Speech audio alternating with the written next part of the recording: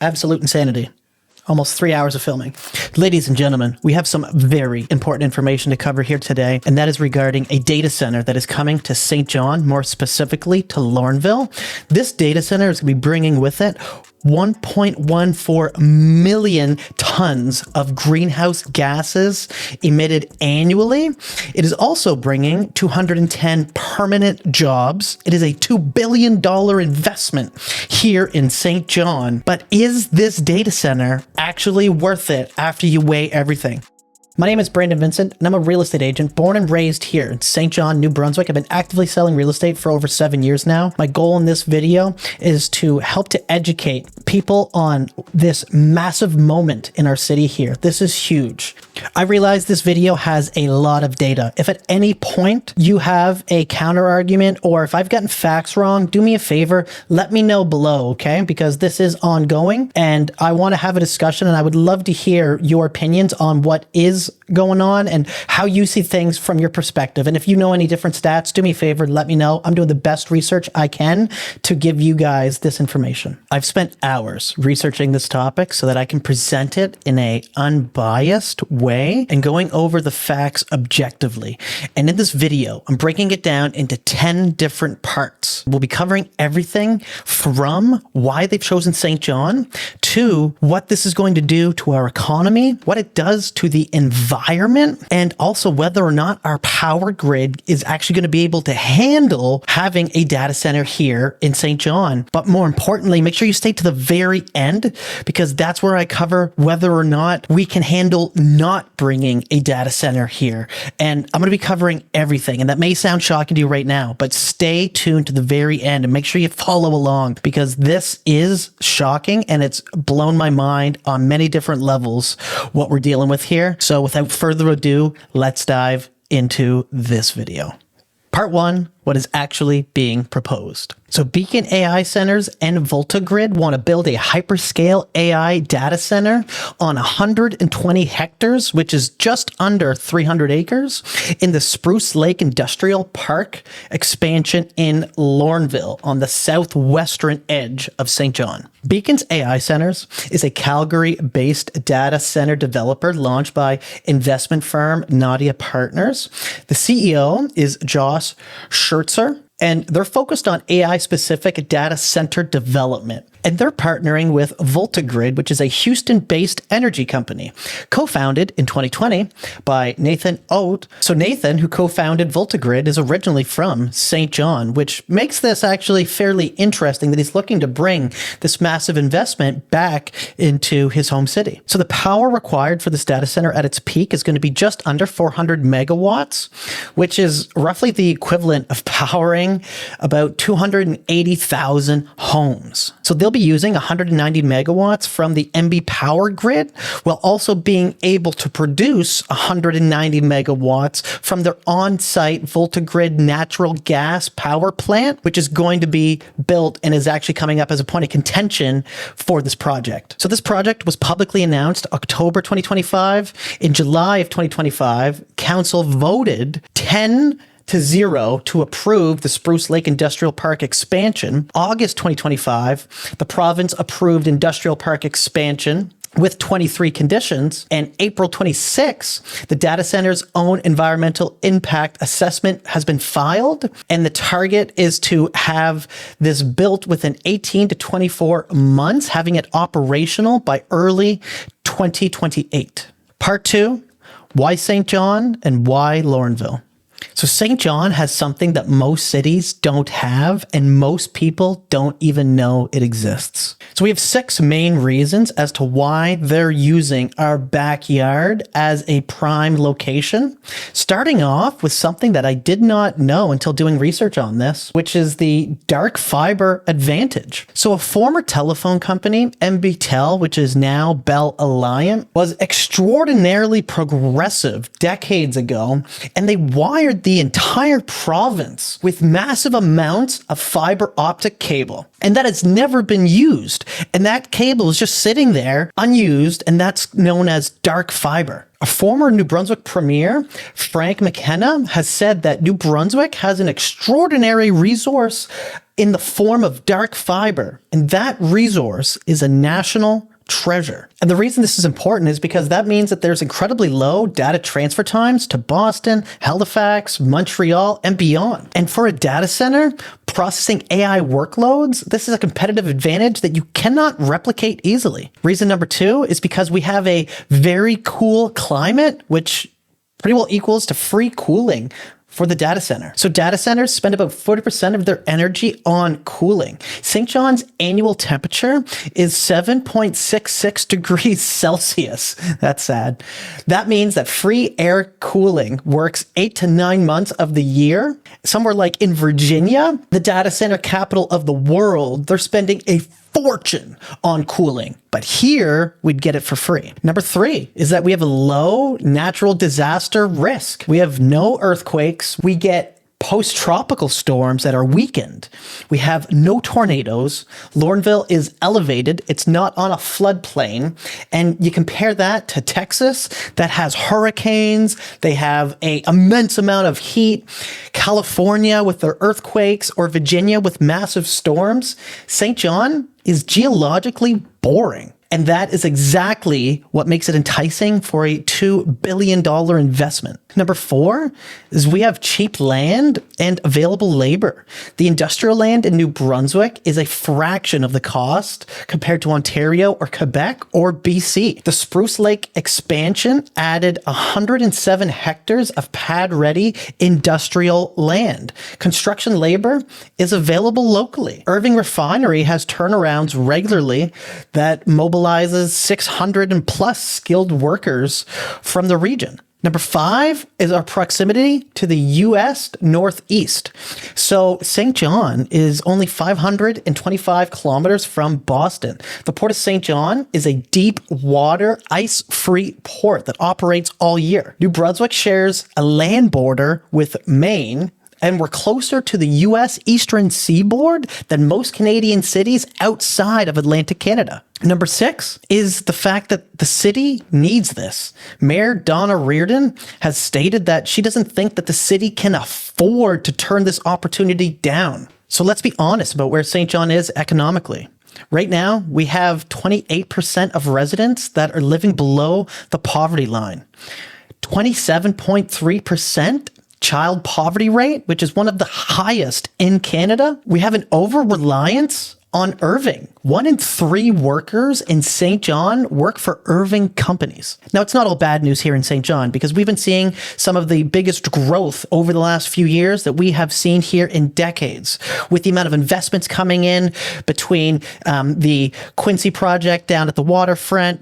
You have the museum being updated, and that's a multi-million-dollar investment there. There's developments going on all around the city. You're seeing cranes in the skies. We have new cranes coming to the ports, all kinds of investments coming in that have been helping the city to grow. Now with a outside ecosystem coming in to invest $2 billion, that could be looked at as diversification that we desperately need. Part 3, the pros and cons weighed, and this is where we get into the nitty-gritty of the debate. We're going to start off with the cons, and then I'm going to go into the pros. There's 11 of each, so let's get into it. Starting off with the greenhouse gas emissions, there is 755,000 tons from the on-site gas plant alone going to be emitted annually into the atmosphere, which would make it the 3rd largest industrial emitter behind Irving Refinery and the Belledune coal plant. 2, it's only creating about 210 permanent jobs. And for a $2 billion investment facility, this is a pretty low jobs per dollar ratio. 3, the wetlands and old growth forest are at risk. The site where they want to build the data center contains eastern white cedar, red spruce, and tamarack trees estimated up to 280 to 400 years old. You can't just replant those somewhere else. 4, residential well water concerns. The wetlands feed the groundwater that supplies Lornville's residents drinking water. So they're afraid of the effects that could come from the data center. Number 5, and this is a big one, NB's power grid is already strained. So the 190 megawatts that they're going to need from the NB power grid is massive. It's the equivalent of powering roughly 140,000 homes. Even without this data center, the rates are projected to rise roughly 50% over the next 6 years. Could this data center make it worse? 6. Lornville has been dumped on before. So Lornville was forced to amalgamate into St. John in 1967. They had their land expropriation for Colson Cove in the 1970s. The city dump that still leaks to this day happened in the 1980s. See, that's real trauma in Lornville. They've experienced a ton of this over decades. 7, the industrial boundary is just 150 meters from homes. And that's really tight for any noise or light pollution. And the visual impact that it could have on the area is a very real concern. 8, the profits leaving the province. The Texas-based VoltaGrid and the Calgary-based Beacon AI, they're not from this province. So all of the profits will be going to them outside of our province here. The only thing that stays is the tax revenue. Now, the tax revenue is nothing to shake a stick at. It is actually very significant. We're going to be talking about that in a bit. 9, the noise from the cooling systems, which will be running 24/7, 365. Data centers generate anywhere between 55 to 85 decibels from their HVAC. And in Chandler, Arizona, the residents complained about a constant humming that never stops. And most residents near data centers talk about a vibration that isn't measurable, but something that they feel nonstop. 10, the environmental impact assessment has been criticized as rushed and incomplete. Residents have said that 1.7 kilometers of wetlands and watercourses were missed throughout that assessment. Now, keep in mind that they're assessing roughly 290 acres, and they're saying that 1.7 kilometers of wetlands have been missed. 11, which is a very real concern, the fact that energy costs could rise for everybody. In Virginia, the data centers caused an estimated $9.3 billion price increase in the capacity market. The residents' bills rose anywhere from $16 to $18 per month. So those are all the major points against it. Now we're going to be covering the case for it. Number 1 being the $billion investment in a city that has never seen a non-Irving investment at this scale. Number 2 is the fact that it'll bring 1,300 plus construction jobs over the next 2 to 3 years, which will be an immediate impact felt here. Number 3 is that it's going to leave 210 permanent high-paying jobs, such as data center operators, engineers, security, and maintenance. And all these jobs are high-paying and will stay in our economy. Number 4, which is a massive one, is the tax revenue that's going to be collected from the province from this. Loudoun County, Virginia, the data centers there pay $890 million a year in taxes, nearly matching the entire county budget. 5 is the economic diversification away from the Irving dependence. This is genuinely the first opportunity at this scale. 6 is the business spinoffs. So electrical contractors, HVAC specialists, fiber installers, security firms, IT services providers will set up locally so that they can facilitate the jobs required at the data center. 7 is that this validates St. John as a tech destination. So the argument is that if this works, more will follow. In Quincy, Washington, which started off with one data center in 2007 to an entire economic transformation that happened afterwards. But we are going to be getting into whether this is the case normally or if this is just the case for that city, Quincy in Washington. So we are going to be diving into that in a couple minutes. 8. The property values near data centers tend to increase.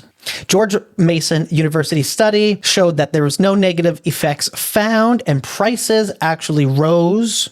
within the proximity of the data centers. 9 is that the NB power grid could benefit from a major steady customer. VoltaGrid has said it could contribute power back to the grid during peak demand. 10. Nathan Ott is from here. So it's not just a faceless corporation. He is a St. Johnner kid who made it and is now bringing some investments back to the city.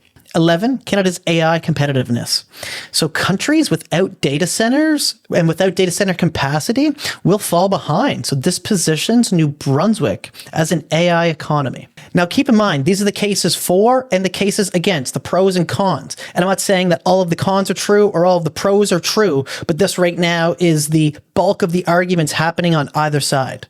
Part 4. How does this affect our power grid? So here's New Brunswick's current energy mix. We have roughly 34% of our power coming from Point Lepreau's nuclear plant, which is a singular CANDU reactor, making 660 megawatts. And it was refurbished in 2012. However, it is aging.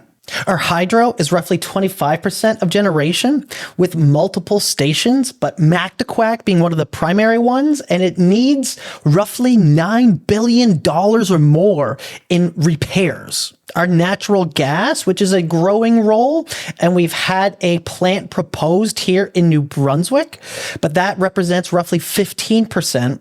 And then we have coal, which represents about 13%, but our coal plant is scheduled to close by 2030. And then we have about 5% coming from wind and about 7% coming from oil, diesel, biomass, and other imports.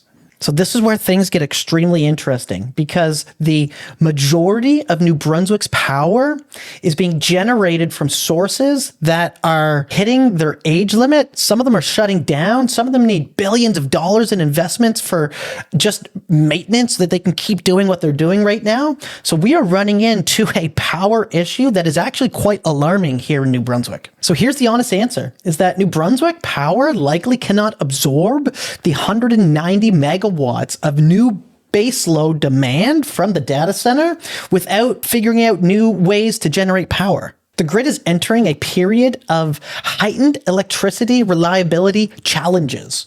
With aging infrastructure, Belledune closing, the Lepreau needing costly repairs, the timing with the proposed 400 to 500 megawatt Tantram gas plant targeted for Q3 of 2028 has been said to be suspicious, even if officials deny any connection between that and the data center. But NB Power says that they're not alarmed, but they also want flexibility in agreements with the data centers to shut power down or self-power during peak demand. That tells you that they know that the grid can't handle the 190 megawatt baseload without a new plant being built. So what does this mean about your power bill? The rates are projected to increase by 50% over the next 6 years due to infrastructure renewal. All those things I was just talking about are going to cost money to renew. And guess who ends up paying that? The consumers. In Virginia, the data centers caused residential bills to rise $16 to $18 per month, as I've mentioned. In Oregon, residential rates climbed 8 cents per kilowatt per hour over a decade, with 15 major data centers being built. However, in other places, data centers as major customers have actually stabilized the grid by providing steady revenue to utilities. So VoltaGrid says that it could contribute electricity back to the grid during peak demand periods. If on-site gas plant can serve as a backup generation for NB Power, that could actually improve the grid's reliability. And this needs to be part of the argument throughout this process. So the Tantramar connection, NB Power is proposing a 400 to 500 megawatt natural gas plant in Center Village, Tantramar, which is right near Sackville. The data center would consume almost half of that plant's output. Both projects are targeted for 2028. The energy minister says there is no connection, but the NB Green Party leader says there absolutely is. I'll let you decide on that one. Part 5 is the environmental impact. This data center would emit approximately 755,000 tons of greenhouse gases per year. And that's about 6.6% of New Brunswick's entire 2023 emissions, making it the province's third largest industrial emitter behind Irving Oil and NB's Power Beldoon coal plant. So I'm not going to pretend that that number isn't real. 755,000 tons of greenhouse gases is extremely significant. But we have to put this into perspective for a second, okay? Because the Irving refinery processes roughly 320,000 barrels of oil per day, and they've been doing that for the last 60 years, and that pumps out an immense amount of greenhouse gas as well. Nobody's protesting outside of the Irving refinery. So is this about the emissions, or is it about the change? Now let's talk about the wetlands at the old growth forest for a second, because the site contains a highly functioning wetlands that store and release cool and fresh water to downstream residential wells, fish-bearing streams, and coastal salt marshes. Residents say some trees are up to 400 years old. So now let's talk about the water requirements for this data center and the water need to keep all the units cool. So the companies say that the data center will use a closed-loop cooling system requiring an initial intake of only 3.5 million liters. They claim it won't significantly impact Spruce Lake's industrial water supply. Now we have to keep in mind that Irving Pulp and Paper and Colson Cove already draw 110 plus million liters a day from Spruce Lake. So the residents are worried about their well water, which is fed by the wetlands being disrupted. Now, here are some things that other data companies have done right. So, for example, in Finland with Microsoft, the wasted heat from the data center supplies about 40% of the district heating for about 250,000 people. And in Denmark, the data center wasted heat provides free heating to about 11,000 homes. And then we have Ireland, which was Amazon. The wasted heat there saved 1,100 tons of CO2 in the first year alone.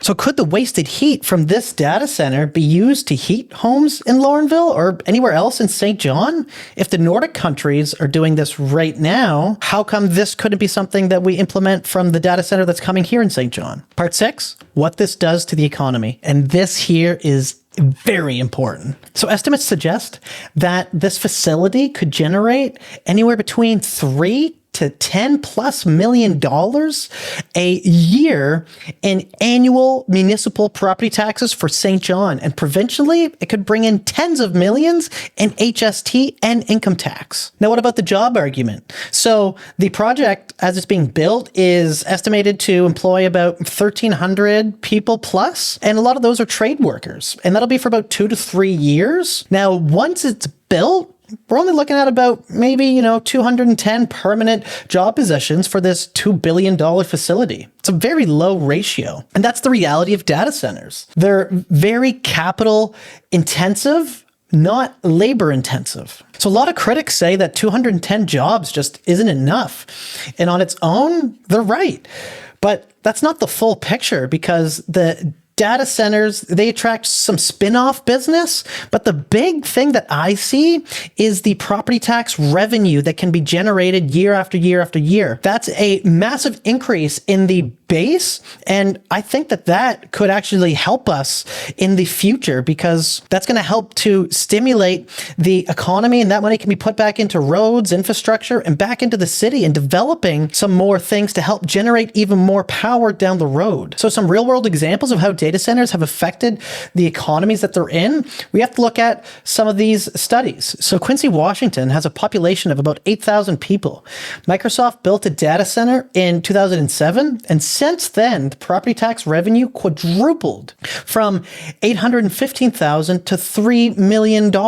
They built a new high school, library, hospital, fire station, major water infrastructure improvements, and Microsoft has expanded repeatedly there. In Loudoun County, Virginia, the data centers contributed $890 million a year in tax revenue. That nearly matches the country's entire $940 million operating budget. In Prineville, Oregon, with a population of about 10,000 people, Facebook and Apple data centers created 300 permanent jobs. They went from the bottom state in wages during a recession to the top 10. And then support businesses moved in, creating additional employment. Now, the other side is that Ohio River Valley Institute concluded data centers are economic development duds with promised trickle-down benefits that don't often materialize. Ball State University found no net job growth associated with data centers. Both sides, they have their evidence, and it depends on how the deal is structured.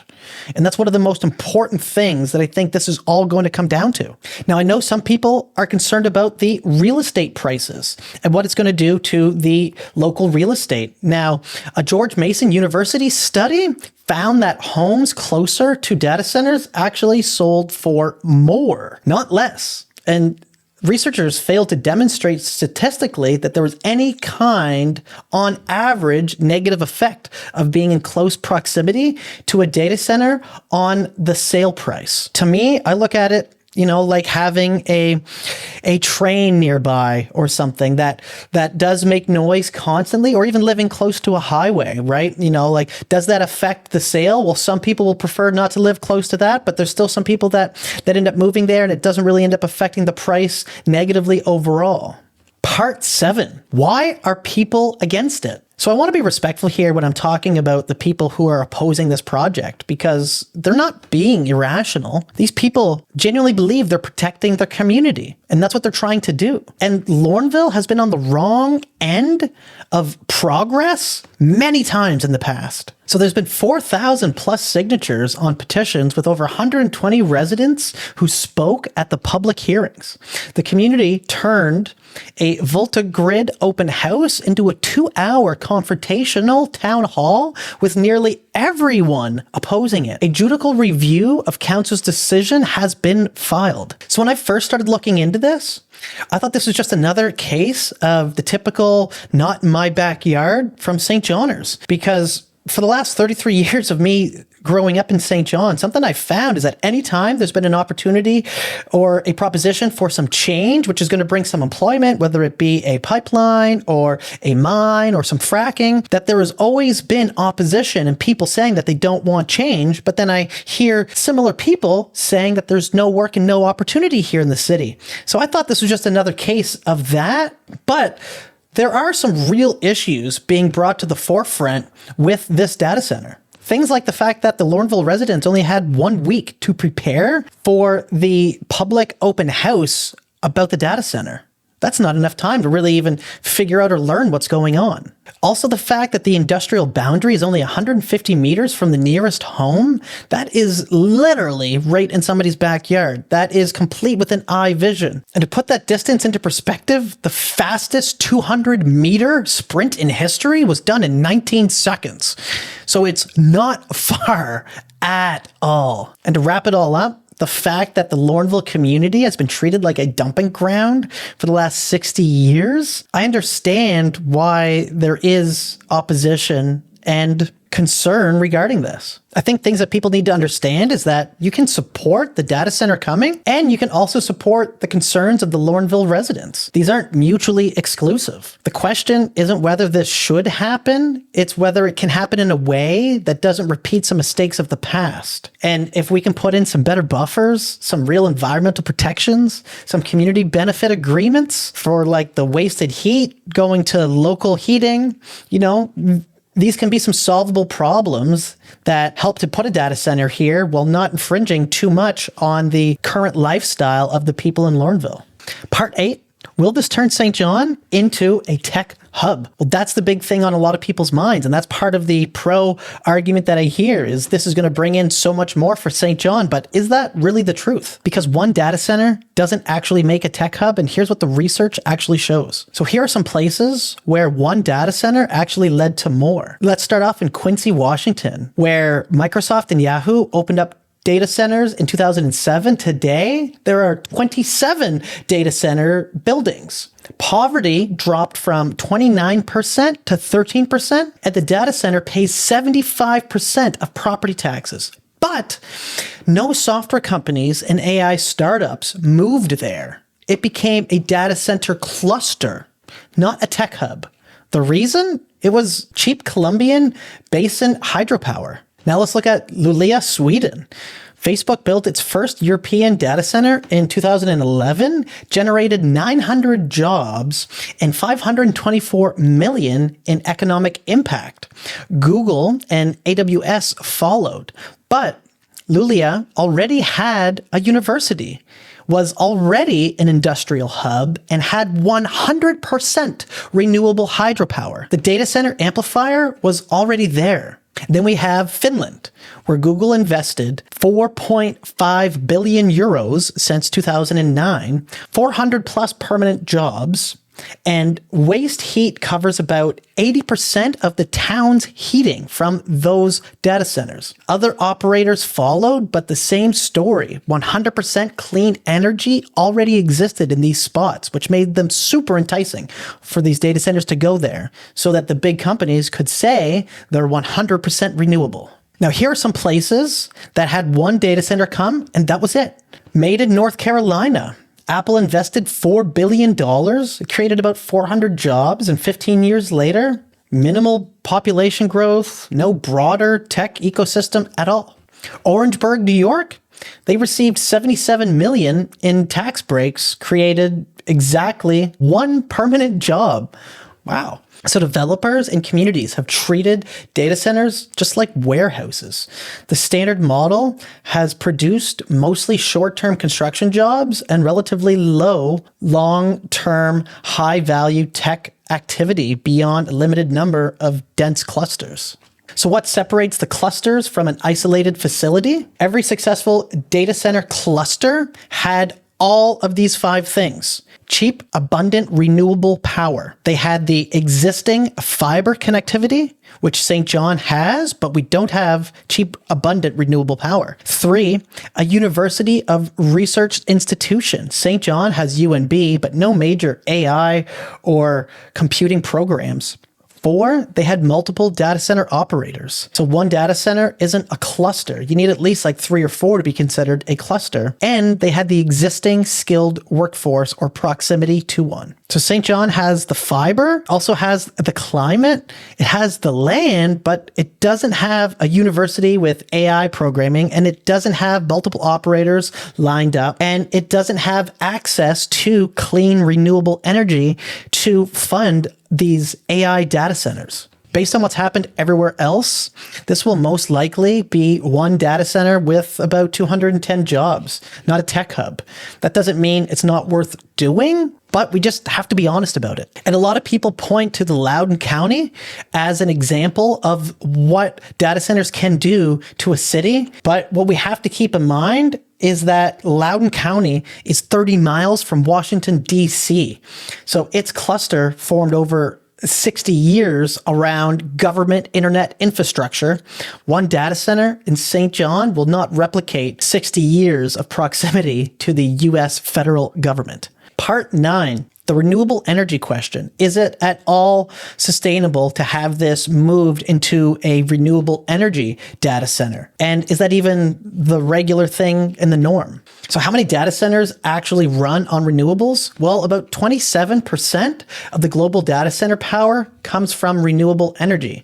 Another 30% comes from coal. Another 26% comes from natural gas. And then another 15% comes from nuclear. So only about 27% of the global data center electricity actually comes from renewables. Natural gas and coal together, they make over 50%. And the VoltaGrid proposal, it's not an outlier. It's an industry norm, but the norm is moving. So how do the majority of companies end up saying that their data centers are from 100% renewable energy when only 27% of the global data centers actually are? What's going on are these companies, they buy renewable energy certificates, which are essentially receipts that say someone somewhere generated clean energy to make up for the emissions that we did here. But the actual electricity flowing into the data centers in the US, about 40% of it comes from natural gas. The certificates are accounting tricks, not an actual clean power. So when someone tells you that they're going green, ask them to actually show you the grid level data and not the certificate. And a lot of these big companies are moving to nuclear to power their facilities. Microsoft did a 20-year deal to restart the 3 Mile Island nuclear plant, which is going to make about 835 megawatts. And it's a $1.6 billion investment. Google is moving towards nuclear. Amazon is moving towards nuclear. And nearly 25% of Meta and Amazon's recent power deals are all nuclear deals. And that the irony of all this is that here in New Brunswick, we have Point Lepreau nuclear station. That's a genuine competitive advantage for attracting data centers that want clean power. But instead of leveraging the nuclear, this proposal with this data center is going to build a 190 megawatt natural gas plant that becomes the province's third largest emitter. New Brunswick's real selling point, which is the clean nuclear and the hydropower, is being undermined by the very project that should be using it. Now, can a gas-powered data center switch to renewables later on? Well, right now, there is 0 case studies of that ever happening. There are 0 documented cases of a data center that started off as a natural gas and fully transitioned to renewables. VoltaGrid says that their systems are future-proofed for hydrogen and renewable natural gas, but those fuels are not commercially available at scale. The industry calls natural gas a bridge fuel. The bridge keeps getting longer. Something else I found out was the Ireland warning. So data centers in Ireland consume about 21% of the total electricity as of 2024, more than all urban households combined. They're projected to reach about 32% by 2026. Households pay roughly €100 more per year to fund these grid upgrades. And the government has spent roughly €1 billion on emergency gas generators near Dublin. A moratorium of new data center connections was imposed until 2028. And 89% of the projected grid growth over the next decade is data centers. So Ireland thought that the data centers would make them a tech powerhouse, which they did in a way, but now data centers use more electricity than every home in Dublin combined. Household bills went up and the government had to spend €1 billion on emergency generators. NB Power is already looking at potential power issues in the near future. Do we want to be the next Ireland here? Or do we want to learn from Ireland? So what are some things that St. John should be demanding with this data center? Phasing out the gas plant. So start with gas if needed, but require a binding timeline to transition to nuclear or renewable power within like 10 years. Use New Brunswick's clean energy. Point Lepreau plus the hydro plus the wind should be a selling point, not a gas plant. If the data center ran on New Brunswick's existing clean grid, it would be a competitive advantage over the gas-powered facilities in the US. The wasted heat should be utilized. In Finland, they heat roughly 250,000 homes with the data center wasted heat. Require that in an agreement for St. John. And if they could get onto the clean energy, I think they should look at bringing some more data centers in here. And that way we actually have a cluster, and that would significantly increase the tax base and the tax revenue from those data centers as well. So that could be an option if we find ways to do this cleanly. Part 10. This is the most concerning part of this entire picture. Regardless whether the data center is coming here or it gets turned down, the fact that we have an energy crisis looming in front of us, regardless, is very, very concerning. because everybody's arguing about whether the data center will strain our power grid, but nobody is talking about the fact that our power grid is already failing without it. So New Brunswick needs 60% more electricity by 2035, and that's not even because of the data centers. So right now, we need to generate more electricity by 2031, or else we're going to end up exceeding our yearly capacity. And NB Power's debt is right now at $6 billion.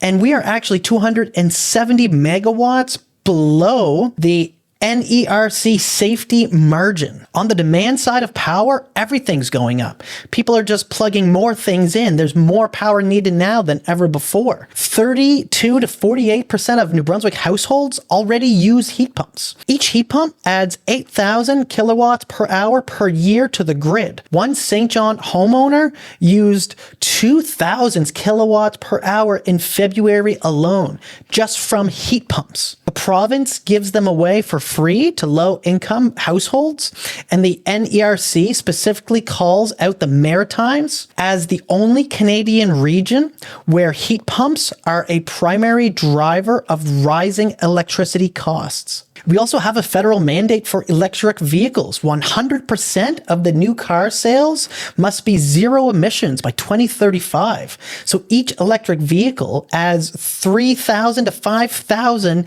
kilowatts per hour per year. That's like adding 30 to 40% of the household's electricity use per car.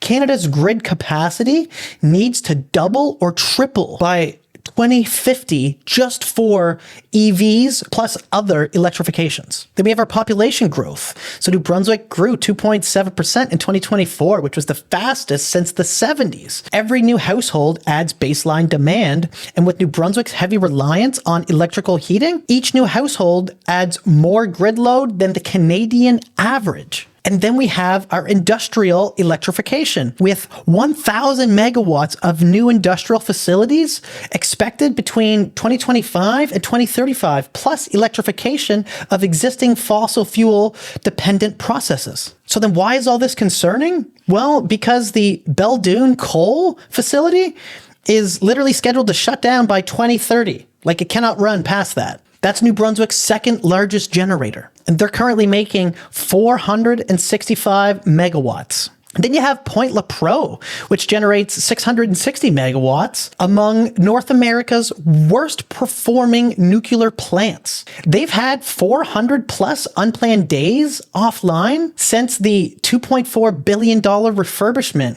And the capacity factor is at 78% versus the 89% target. So they're losing millions, and they're up for billions of dollars of repairs needed. And then we have the Mactaquac Dam, which generates roughly 672 megawatts. Now, the concrete for that dam is literally cracking from a chemical reaction. And the repair costs are between $7.5 to $9 billion, which it was originally estimated to only be about $3 billion. And it'll take about 15 years to fix that, with periodic shutdowns during repairs. So those three facilities alone represent 1,800 megawatts of New Brunswick's power, and of the total 4,700 megawatt total capacity. All three of these generators and their facilities are failing, retiring, or needing billions in repairs. And all this has nothing to do with the data center that's coming. This is happening regardless. So the NERC, which is the North American Electric Reliability Corporation, already rates the Maritimes at an elevated risk. Reserve margin is 270 megawatt below target. They warn of emergency operating mitigations and energy emergency alerts during high demand, low resource conditions. This crisis, it's already here. So now here's something that most people aren't talking about. And here's what nobody really understands about the VoltaGrid's model. The data center, it's going to generate about 190 megawatts of its own power on site. Now it's going to draw 190 megawatts from New Brunswick Power's grid.